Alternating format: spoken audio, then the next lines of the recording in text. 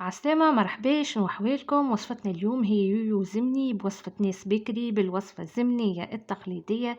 يويو بريحة الطفولة، بريحة الزمن الجميل، بدون لا حليب ولا ياغورت، ويعطيكم ما شاء الله كما قاعدين تشوفوا نتيجة رائعة وناجحة. يويو هشوش تبارك الله، وصفة مضمونة وناجحة مش 100%، 1000%. باش نعطيكم في الفيديو كل التفاصيل متاع الشحور والعجينة وكيفية حلين اليويو والتشحير باش يجيكم ناجح تبارك الله. وصفة هايلة، وصفة زمنية تقليدية على أصولها. نستنى إن شاء الله تعليقاتكم المزيانة وتابعوا معنا الفيديو. بالنسبة للشحور، لهنا ناخذ كمية سكر عليها شطر كمية ماء. مثلا أنا لهنا خذيت 600 غرام سكر، خليط عليهم 300 مليلتر ماء. تنجموا تكيلوا بالصحفة، معناتها تاخذوا صحفتين سكر عليهم صحفة ماء. الشحور راهو عملت وصفة لهنا زدت سامحوني عصرة قارص. بالنسبة لوصفة الشحور خليكم الرابط متاعها في صندوق الوصف، عندي فيديو في القناة فيه التفاصيل دقيقة، يعني فيديو كامل كان على الشحور. لهنا حطيته على نار متوسطة حتى يبدأ يغلي.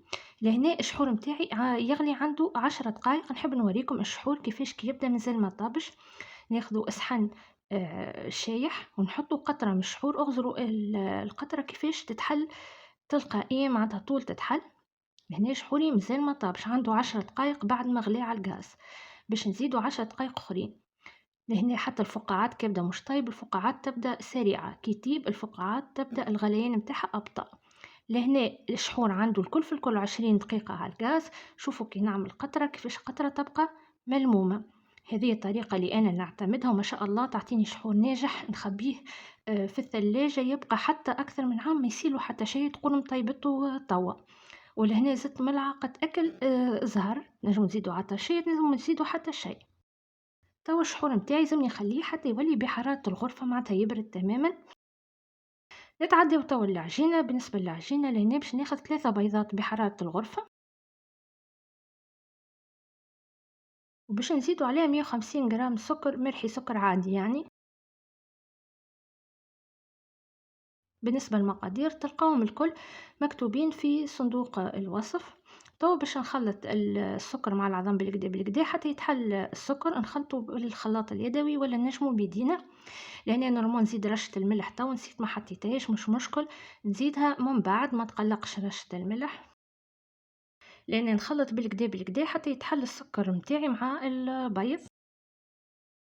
كما قاعدين نشوفوا الوصفة لا فيها لا حليب ولا عظم، وهذه هي الوصفة الزمنية. صحيح الوصفات الأخرين يعطيكم حاجة بنينة، لكن أقرب للدوناتس منها لليويو، ماهيش الجو الزمنية متاع اليويو. هذا رأيي الشخصي، أما أنا قدمت لكم الوصفة التقليدية بكل أمانة. هنا زدت 150 مليلتر زيت، ونزيد شوف كيفاش الزيت بشوية ونحرك معناتها هكا بالطريقة هذه. نحرك ونكملوا كمية الزيت الكل، ونخليو الخليط يمتزج بالكدا.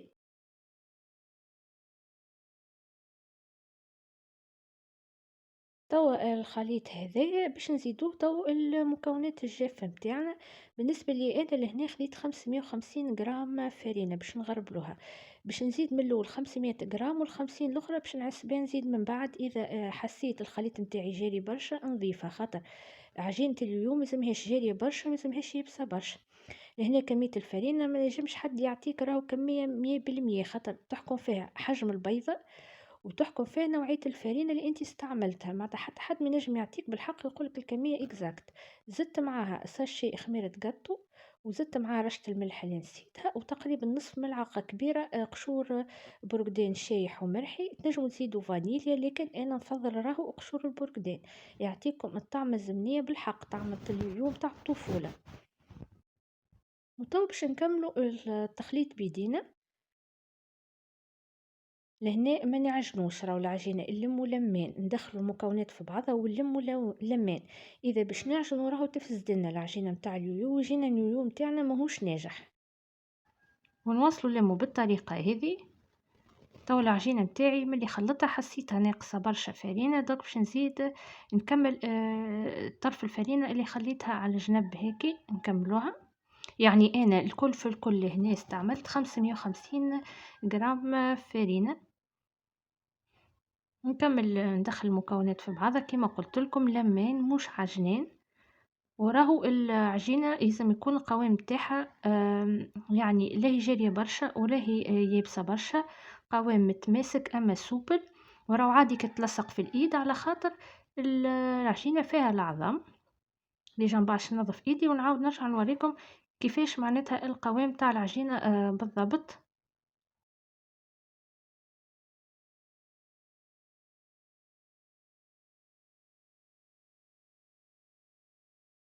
شوفوا قوامها. لأن ما حبيتش نقص يعني الفيديو ولا نقص من المراحل باش يعني تشوفوها بالكدا الوصفة بكل تفاصيلها. نرجع توا نلم العجينة نوريها لكم. شوف معناتها مطاوعتني، لا هي يابسة ولا هي جارية، متوسط يعني قوامها متوسط. شوفوا لهنا. وهذه العجينة معناتها الزمنية متاع اليويو.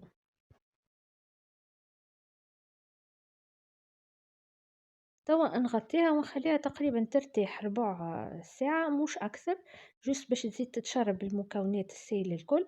ونرجعوا توا نبداو نشكلوا اليويو نتاعنا. لهنا باش نعطيكم أستوس باش العجينة كيفاش يعني نحلوا العجينة بكل سهولة.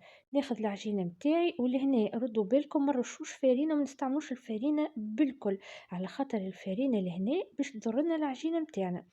ناخذوا لهنا شوية زيت وندهنوا دهنة خفيفة الوجق نتاعنا ولا بلون دو ترافاي اللي باش نحلوا عليه العجينة متاعنا، دهنة خفيفة راه ما نغرقوش بالزيت، جوست البلاصة اللي باش نحل عليها العجينة والبلاصة اللي باش نحط عليها الكعبات اللي مشكلين سايي. وبطبيعة ايدينا هكا دوب راهي مسحة خفيفة راه مش برشا زيت.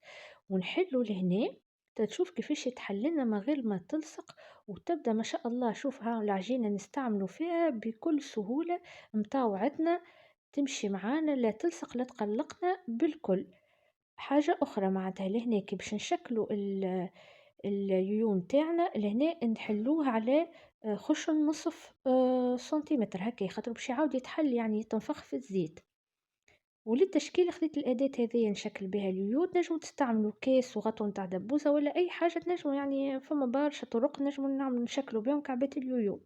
حاجة أخرى لهنا اللي الزيت يساعدنا فيه إنه كان نحل هكايا كان يعني استعملت الفارينة الكعب تعاود تتلم راهو تولي الشكل متاع الكعبة يفسد. بالزيت تبقى كيما قصيتها كيما هي، وكيما قلت لكم راهي مسحة خفيفة زيت راه مش برشا. حاجة أخرى الفارينة أكل العجينة باش تبقى لي هذيك باش نعاود نشكلها.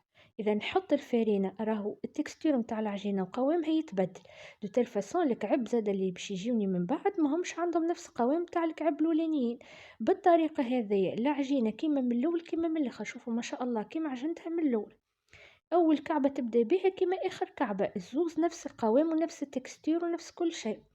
تو باش نتعداو نقليو كعبة اليويو نتاعنا. لهنا الزيت راه حطيته يسخن من قبل وعلى نار متوسطة، منحطوش على نار قوية باش الكعب ما تتحرقناش، يعني الحرارة لا هي ضعيفة ولا هي قوية، متوسطة. ونحط الكعب نتاعي نبدا نقليهم.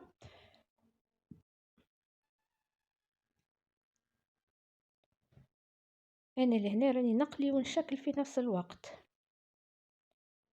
نكمل نعبي المقلة نتاعي بالكعب تاع اليويو ويتقليو هكا شوية وندورهم على الجهة الأخرى باش يحمروا من جهتين بنفس الطريقة معناتها.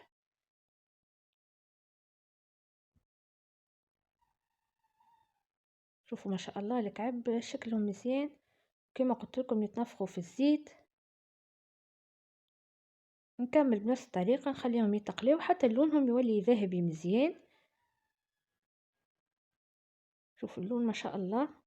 منحكيكمش على الريحة، الريحة بنينة بنينة برشا.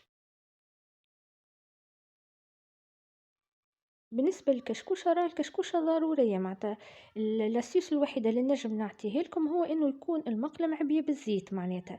حتى كي تقليو كمية كبيرة متاع يويو ينقص لكم الزيت تحاولوا تزيدوا كمية أخرى متاع زيت، هذاك هو الحل الوحيد باش ما تكونش فما برشا كشكوشة. باهي ولهنا كيما قاعدين تشوفوا الطول نرمي الكعب سخان في الشحور متاعي. الشحور متاعي راه صايي معناتها برد ولا بحرارة الغرفة تياد معناتها طول، والا العكس تخليو اليويو يبرد وتسخنوا شحوره وتشحروا. باهي بالنسبة للتشحير اللي يحب اليويو شايح من داخل ومشحر من برا الطول دوب ما حطه في الشحور يخلط يعني يغلفه بشحور ويخرج طول. اللي يحبه متشرب بالكدا بالكدا بالشحور يخليه أطول مدة ممكنة في وسط الشحور. إذا يحبوا كيما نحبو أنا معناتها أنا نحبو ليهو معبي بشحور ليهو متشرب بشحور وليهو شايح من داخل متوسط. ما بين رميت الرشة الثانية متاع اليويو نمشي نخرج اليويو متاعي اللي يتشحر هكاك يجيني ليهو مشحر برشا وليهو شايح برشا. شوفوا ما شاء الله لون الشحور ولون اليويو ما شاء الله وكلمعة متاع الشحور قداش الشحور يجي ناجح ما شاء الله. هذايا خليته ما بين رميت الرشة الثانية تشحر لي معناتها بطريقة متوسطة. ونحط بحذايا كسكاس تحت منه كسرونة باش نستقطر فيه اليويو خاطرني انا نحل يعني في كعبة اليويو ونقلي ونشحر في نفس الوقت دونك مانيش قاعدة نستقطر فيهم بالشحور بالكدا. هاكا يكملوا يستقطروا في الكسكاس والشحور يهبطني نضيف الكسرونة من اللوطة كي يفرغ لي هذايا في الكسرونة نزيد هيك.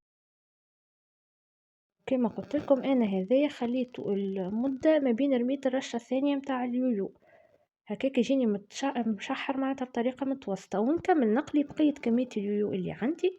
وهذا اليويو متاعنا ما شاء الله تبارك الله جاي بنين هشوش فاوح يويو الزمن الجميل يويو الطفولة اليويو البسيط أما اللي بنته ما شاء الله. بالنسبة لي أنا زينته برشة جلجلان وهرة اليويو بالنسبة لي أنا بجلجلان نزيدو مكسرات لحتى شيء هكا يكون أفضل وأبن وهرته معناتها هكا. كالعادة كل شيء على عينيكم نحب نوريكم الكعبة كي نقسموها من داخل كيفاش ما شاء الله. من برا شاد روحه يتقرمش من داخل هشوش. شوفوا كمية التشحير كما قلت لكم له فارغ معناتها له شايح تماما وله معبي بالشحور يعني تشحير متوسط. وهنا عطيتكم في الفيديو كل واحد كيفاش يعني يحب يشحر اليوم تاعو. زدت وريتكم اكثر شوفوا ما شاء الله وصفة ناجحة 100%. ان شاء الله تكون عجبتكم وصفتنا اليوم ما تنساوش تشجعوني بجيم فيديو ابوني للقناة ونتقابلوا ان شاء الله في وصفة جديدة.